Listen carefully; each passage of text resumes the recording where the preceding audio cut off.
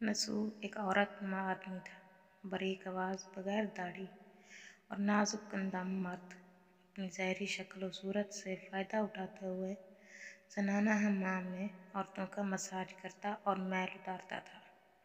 कोई भी उसकी हकीकत नहीं जानता था, सभी उसे औरत समझते थे। ये तरीका उसके लिए ज़रिया माश भी था और औरतों के जिस्म से लज़्ज़त भी लेता था।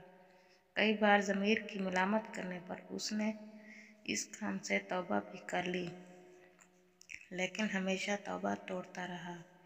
एक दिन बादशाह की बेटी हमाम गई हमाम और मसाज करने के लिए।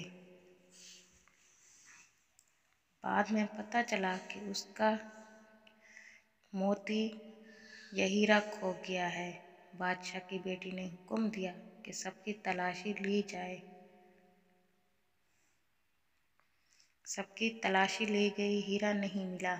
नसूह रुसवाई के डर से एक जगह छुप गया। जब उसने देखा कि शहजादी की कनीज़ें उसे ढूंढ रही हैं, तो सच्चे दिल से खुदा को पुकारा और खुदा की बारगाह में दिल से तौबा की और वादा किया कि आइंदा कभी भी ये काम नहीं करूँगा। मेरी लाज रख ले मौला। दुआ मांग ही रहा था कि अचानक बाहर से आवाज़ सुनाई दी कि नसूह को छोड़ दो, हीरा मिल गया है। नसूह नुम आँखों से शहजादी से रुखसत लेकर घर आ गया। नसूह ने कुदरत का करिश्मा देख लिया था और हमेशा हमेशा के लिए इस काम से तौबा कर ली।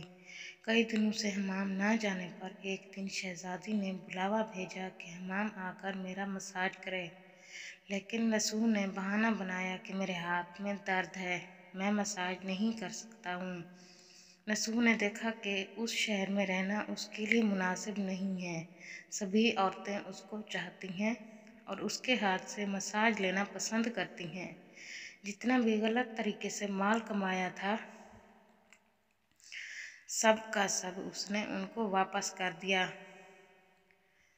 और शहर से निकलकर कई मील दूर एक पहाड़ी पर डेरा डालकर अल्लाह की इबादत में मशगूल हो गया। एक दिन उसकी नज़र एक भैंस पर पड़ी जो उसके करीब घास चर रही थी। उसने सोचा ये किसी चरावे से भागकर यहाँ आ गई है। जब तक इसका मालिक ना आ जाए तब तक मैं इसकी देखभाल कर लेता हूँ। लिहाजा उसकी देखभाल करने लगा। कुछ दिन बाद एक तिजारती काफिला रास्ता भूलकर उधर आ गया, जो सारे प्यास की शिद्दत से निढाल थे।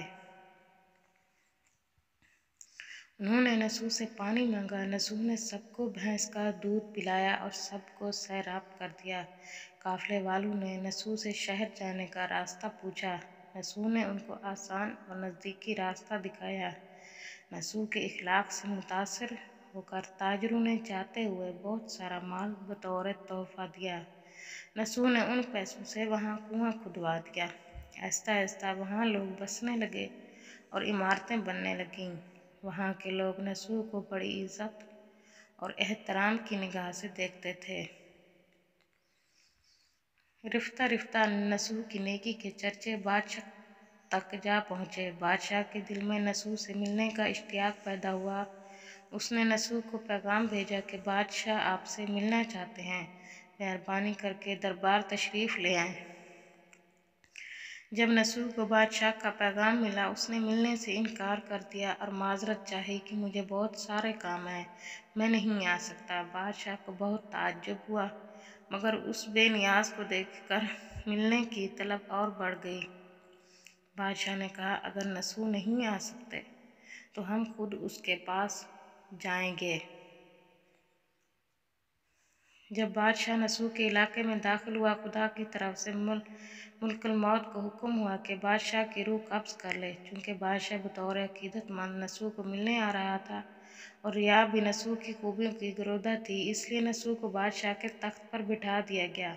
नसूह ने अपने मुल्क में आदल और इंसाफ का निज़ाम कायम किया। वही शहजादी जिसे औरत का भेष बदल कर हाथ लगाते हुए भी डरता था, उस शहजादी ने नसूह से शादी कर ली। एक दिन नसूह दरबार में बैठा लोगों की दाद रसी कर रहा था कि एक शख्स आया और कहने लगा, कुछ साल पहले میری بھینس گم ہو گئی تھی، بہت ڈھونڈا مگر نہیں ملی، برائے مہربانی میری مدد فرمائیں۔ نسو نے کہا تمہاری بھینس میرے پاس ہے، آج جو کچھ میرے پاس ہے وہ تمہاری بھینس کی وجہ سے ہے۔ نسو نے حکم دیا اس کے سارے مال اور دولت کا آدھا حصہ بھینس